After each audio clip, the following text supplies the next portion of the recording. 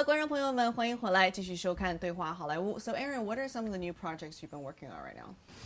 Let's see. I have a television pilot. I've been working a bit in television. So I have a drama pilot that takes place in the pharmaceutical business. Right. I had a television movie last year on the Hallmark Channel called Like Cats and Dogs because Rating it has like to be cats dogs, and dogs, like or fighting like cats and dogs. Okay. A woman and a man who are fighting like cats and dogs. One had a dog, one had a cat. They get stuck together, and then they fight, and then they fall in love. So actually, after the writer's strike in 2007, you assembled a lot of Oscar and Emmy award-winning writers, right? And you guys created and founded, what is it called, Virtual Artists? Virtual Artists. It was a digital studio. Right. So the writer's strike in 2007, and I was on the board at the time. I was on the negotiating committee, so I was very involved with that strike. It was all about the internet and how the companies wanted to kind of impose the same kind of structure that they have on movies and television on the internet, and we're like, no way, this is different. And so I got a lot of education about digital programming at the time. So right after the writer's strike, actually during the writer's strike, I gathered together a bunch of writers, and we started this studio with the idea of bringing scripted content to the web. Web series, branded entertainment, work with advertisers, to create really high quality, because at the time we were seeing a lot of YouTube stuff, kind of low quality stuff. And so we wanted to bring television quality content to the internet and do web series. And I brought in all these writers, and we were meeting with the advertising agencies and talking to American Express and Gucci and all these places and all these brands. And we're starting up all these projects, and then the Great Recession hit. Oh. And suddenly all those brands started pulling back on their advertising money into traditional advertising. And so a lot of our projects kind of went away. Right. But we did a few projects and had some success, but we were a little early. Right.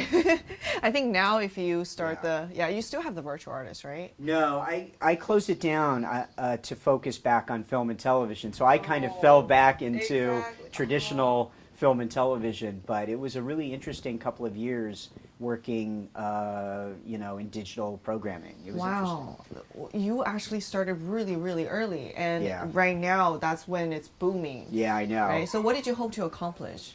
Well, I wanted to start a writer-focused studio. I wanted to start a United Artists, like how United Artists was started by Charlie Chaplin and artists back in the 100 years before. I wanted this to be a writer-owned, writer-driven studio where great stories could emerge. And that's why I assembled all these big film and TV writers. We were going to be the new United Artists. So it was all about great storytelling. And we were just a little bit too early. Do you think there's a difference between web series writers and traditional media writers? There used to be, but now it really seems to be kind of coming together. I think, for a while when you had like webisodes that were 2 minutes long, 3 minutes long, you had to dive into the story much quicker. You had to have these at the end of the episode, some kind of cliffhanger so that they would watch the next episode. So it was a different type of writing. Right. But now you're seeing longer and longer and longer webisodes, and you're seeing Netflix, Hulu, Amazon. They're now doing, it's almost like traditional half-hour and 1 hour television. Right. So you're seeing television and web series kind of merging together into, mostly kind of 30-minute plus shows. You're still seeing short webisodes, but you're seeing more and more longer webisodes because people like to immerse themselves in a story for more than 2 minutes. Right. How do you view this emergence of Netflix, Hulu, and YouTube even? Yeah. What does it mean for writers? It's been great. We've been seeing at the Writers Guild this huge surge in employment because there's all these new employers, all these new platforms. Right. Netflix, Hulu, Amazon, YouTube Red are now doing traditional television, style television and movies and they're hiring. They want Writers Guild writers to write it. So we're seeing this huge rise in employment for writers. We're seeing a lot more programming choices that viewers can enjoy. Right. And so it's been great. It's been kind of a nice a kind of renaissance for writers. It is the golden age of television. It is and the golden and streaming has a big part in that. Exactly. I think a lot of traditional media aren't happy with it. I mean, ABC, they're not happy with it, but for writers and producers and actors, it's a good great thing.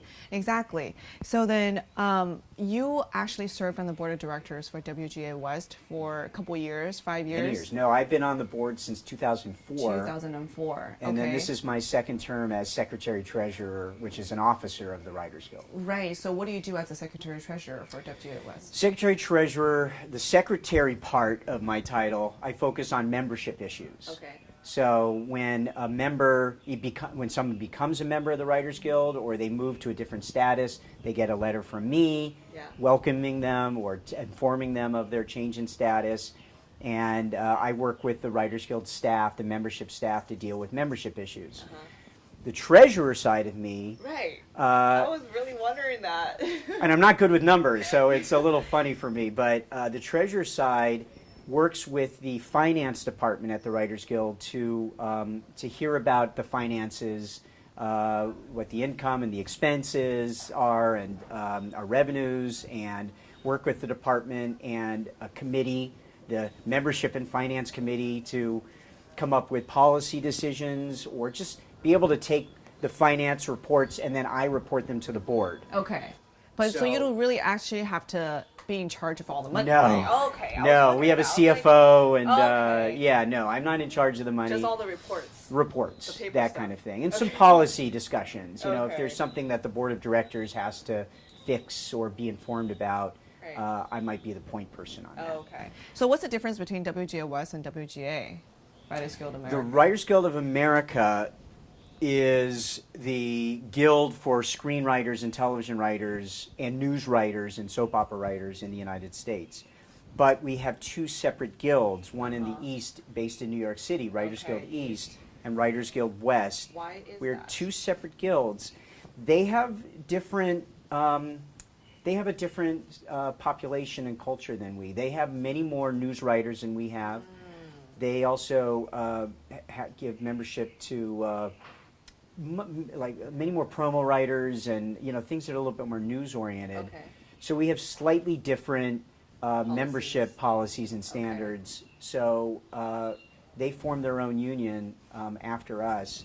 But we also have some contracts that we share, like the contract with Warner Brothers and ABC with the studios and networks.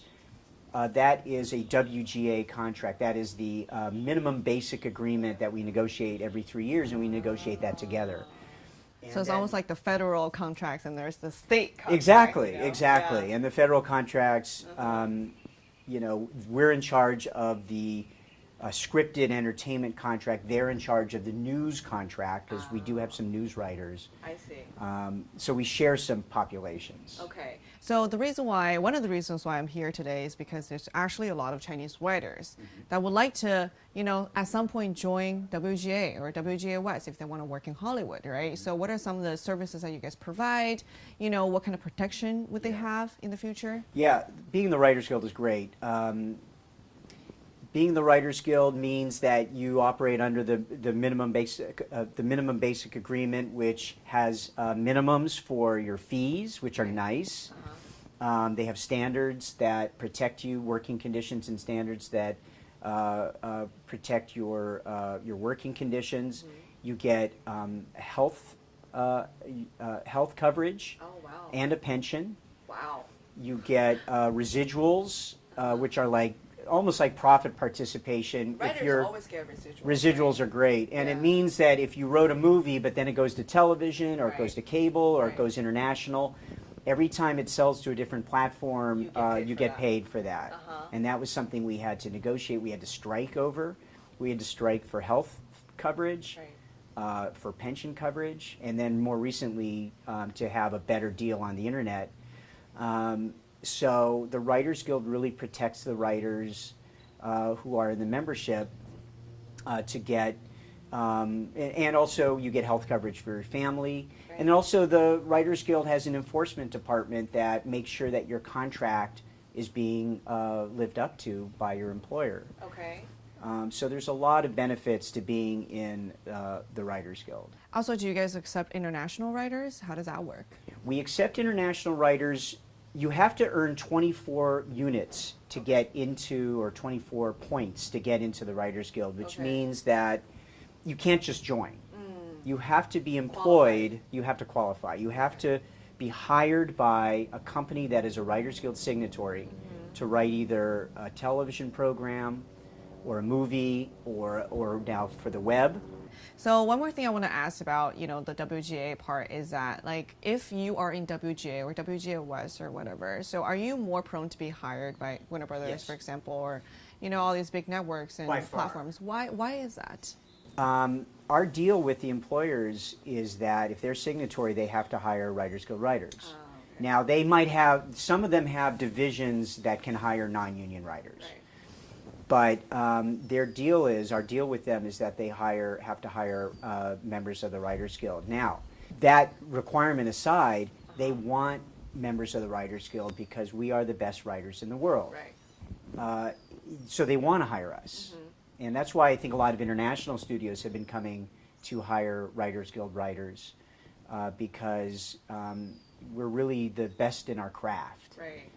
But anyone can get in if they qualify. Right. And then once you're in, Warner Brothers and ABC and Netflix and all of those companies are coming to us for our ideas. Oh, do you guys always introduce and trying to, introduce, for example, a new writer to all these big production companies? Yeah, once they're in the Writers Guild, there are committees and different ways of opening up doors and introductions. But it's not a hiring hall, as they say. The Writers Guild doesn't work to get people employment. I see. So as a professional writer as yourself, so what are some tips and advice to, someone who's just starting out, who wants to be a screenplay writer? What would you say to them? I would say write more than one script, because that first script's going to be probably terrible. Fail, right? It's probably going to be terrible. So write more than one, even if it was really hard. Yeah. It gets easier as you write more scripts. So write more than one script. Watch a lot of movies or television shows and watch how they do it. And then get a copy of the script, which you can get online, and read how they do it.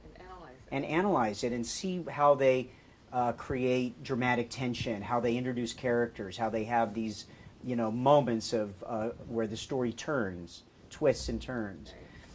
So really study it, read books. You can read my book, The 11 Fundamental Questions, which is a guide to... A guide to a better screenplay. Yes, so if you read my book, you might learn. But there are a lot of good books. Mine is good too. But it's really important to just keep writing and keep absorbing good movies do right and what good television shows do right. All right. Thank you so much, Aaron, My for sharing pleasure. all your stories and experiences with me. I had so much fun talking to you. Thank you. Thank you for having and me. providing really good advice and content to our audience who are My really pleasure. trying to be writers. My Thank you pleasure. so much. 好的，那么以上呢就是今天对话好莱坞的全部内容了，感谢大家的收看，我们下一期同一时间再见了，拜拜。